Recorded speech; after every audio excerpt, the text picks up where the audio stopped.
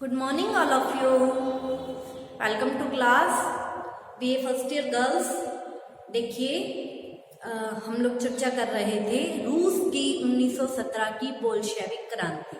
हम 1917 की रूस की बोल्शेविक जो क्रांति थी, जिसके लिए रूस के जो जार थे वो क्या थे, निरंकुश थे, और उनकी निरंकुशता इस क्रांति के लिए उत्तरदायी थी. ठीक है, क्योंकि इन निरंकुश शासकों की वजह से 1905 में भी रूस में क्रांति हुई थी, लेकिन शासकों ने क्या कर दिया था, इस 1905 की क्रांति को बलबत्तापूर्वक बल से दबा दिया था, बलबत्तापूर्वक दबा दिया था.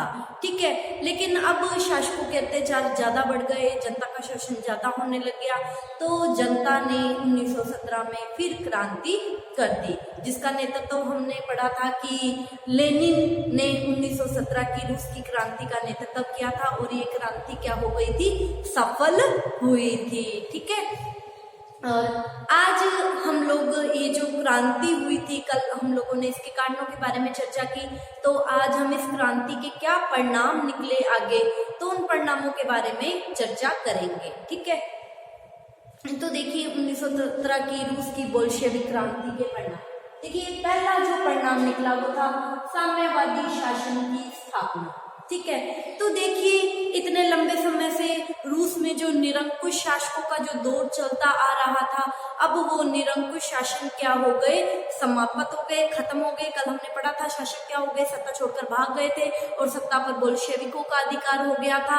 ठीक है, अब क्या हो गया, वहां पर निरंकुश शासन की स्थापना हो गई और साम्यवादी निरंकुश शासक क्या हो गए, समाप्त हो गए, और साम्यवादी शासन की स्थापना हो गई. ठीक है, और जो पूंजीपति थे, इन पूंजीपतियों का कठोरता से दमन कर दिया गया.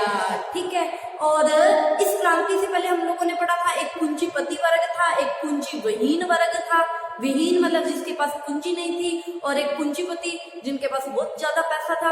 अब क्या हो गया, समाज में कोई वर्ग नहीं रहा, समाज क्या हो गया, वर्ग विहीन. ये दो वर्ग बने हुए थे ना, पूंजीपति और पूंजीविहीन, ये वर्ग क्या हो गए, समाप्त हो गए.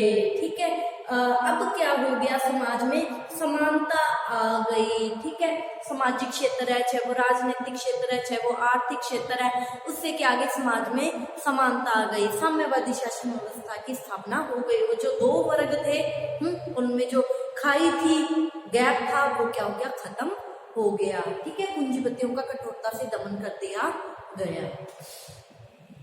अब देखिए, जो दूसरा परिणाम निकला इस क्रांति का, वो था प्राचीन शासकों में नवचेतना. देखिए, रूस की इस क्रांति से एशिया और अफ्रीका के जो देश उपनिवेश बने हुए थे, इस क्रांति से पहले एशिया और अफ्रीका के जिन जिन देशों को यूरोप के देशों ने अपनी साम्राज्यवादिता का शिकार बना रखा था, ठीक है, उन देशों की जनता पर इस क्रांति का प्रभाव पड़ा कि कैसे अगर एकजुट हुआ जाए तो कैसे अपने खिलाफ जो अत्याचार हो रहे हैं उनसे अपने आप को छुटकारा दिलाया जा सकता है. इस क्रांति से लोगों ने सीखा.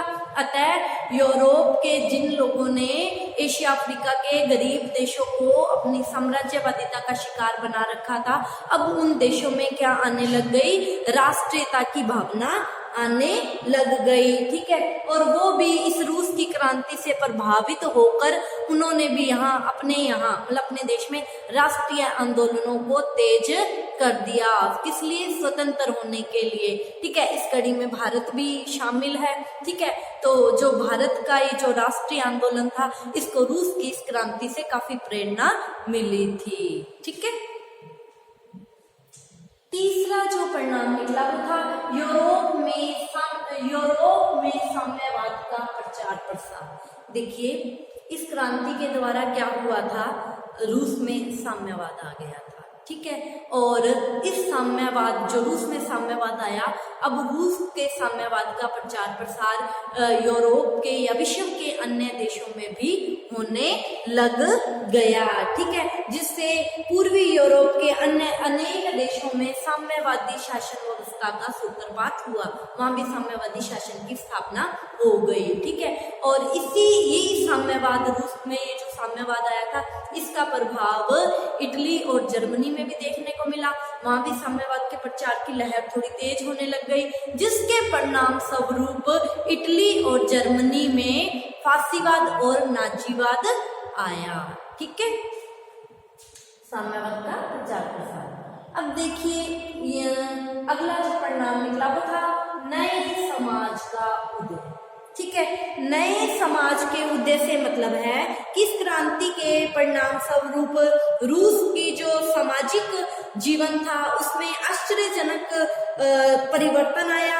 रूस की जो पुरानी सामाजिक व्यवस्था थी अब वो क्या हो गई, समाप्त हो गई। भूमि है, उद्योग धंधे है, उन सबको क्या है, सरकार ने अपने हाथों में ले लिया। क्यों? क्योंकि पहले तो निरंकुश शासक और पूंजीपति सामंतों का प्रभाव था, अब सरकार ने क्या कर लिया, इन्हें अपने हाथों में ले लिया। जितने भी बैंक थे इन सब का क्या कर दिया गया, राष्ट्रीयकरण कर दिया गया, ठीक है। इस प्रकार के कार्य से जब सरकारीकरण हो गया हर चीज का, ठीक है, और सरकार ने सारे उद्योग धंधों को अपने हाथों में ले लिया, तो पूंजीपति वर्ग है, सामंत वर्ग है, कुलीन वर्ग है, ठीक है, इन सब ये जो वर्ग बने हुए थे इन सब का क्या हो गया, अंत हो गया। इन्हीं ने तो आम जनता का शोषण किया था, ठीक है, तो साम्यवाद से इन लोगों का क्या हो गया, अंत हो गया।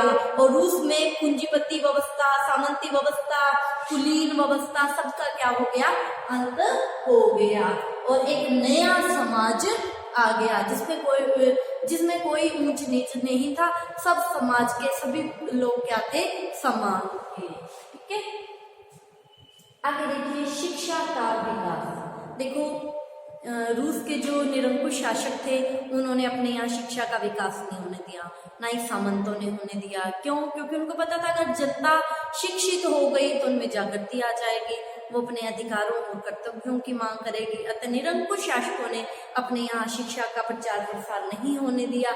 लेकिन अब ये जो नई साम्यवादी शासन व्यवस्था आई, ठीक है, साम्यवादी शासन व्यवस्था ने शिक्षा पर खूब ध्यान दिया।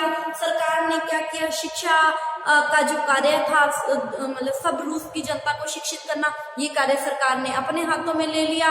और 1930 की अगर हम बात करते हैं तो रूस में क्या कर दिया गया, शिक्षा को अनिवार्य कंपलसरी कर दिया गया और निःशुल्क कर दिया गया कि कहीं पैसों के डर से लोग अपने बच्चों को शिक्षित ना करें, ठीक है, तो इसलिए शिक्षा को निःशुल्क, बिना शुल्क के और कंपलसरी कर दिया गया, जिससे क्या हो गया, बहुत ही जल्द रूस की आधी से ज्यादा आबादी क्या हो गई, शिक्षित हो गई, ठीक है।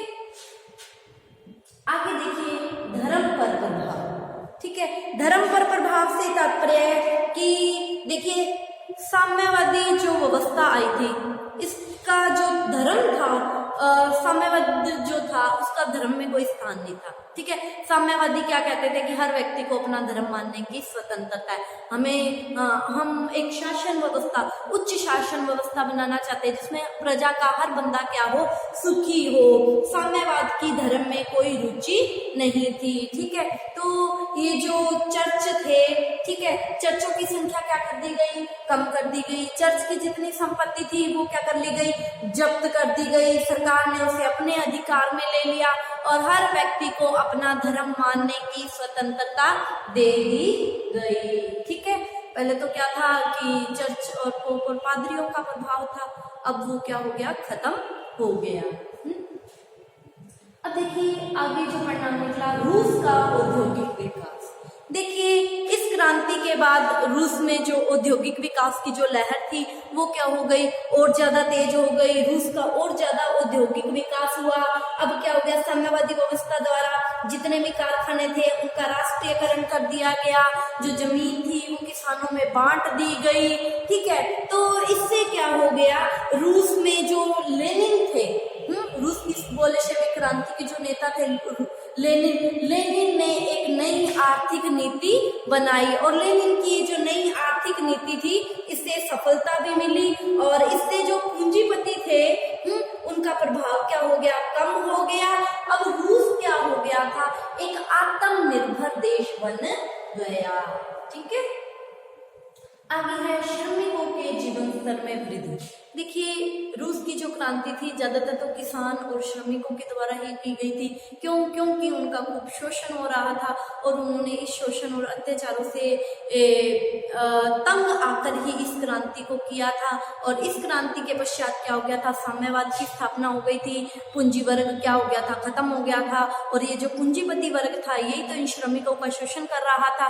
ठीक है, तो इस क्रांति से जब पूंजीपति वर्ग खत्म हो गया तो किसानों का शोषण, मजदूरों का शोषण क्या हो गया, बंद हो गया। मजदूरों के लिए अच्छी अच्छी व्यवस्थाएं बनाई गई, और मजदूरों का जो जीवन स्तर था वो पहले की अपेक्षा खूब अच्छा हो गया। ठीक है, अतः हम निष्कर्ष के तौर पर कह सकते हैं कि रूस की इस क्रांति ने रूस की राजनीतिक स्थिति, सामाजिक स्थिति, आर्थिक स्थिति, हर क्षेत्र में रूस को प्रभावित किया और अपने प्रभावशाली परिणाम छोड़े। और रूस की इस क्रांति ने न केवल रूस को अपितु विश्व को भी प्रभावित किया। विश्व में साम्यवाद का प्रभाव, प्रचार प्रसार भी होने लग गया। ठीक है, तो आज का टॉपिक यहीं खत्म होता है। Thank you all of you. कल नई क्लास में नए टॉपिक के साथ मिलते हैं। आप इसका स्क्रीनशॉट ले लीजिए।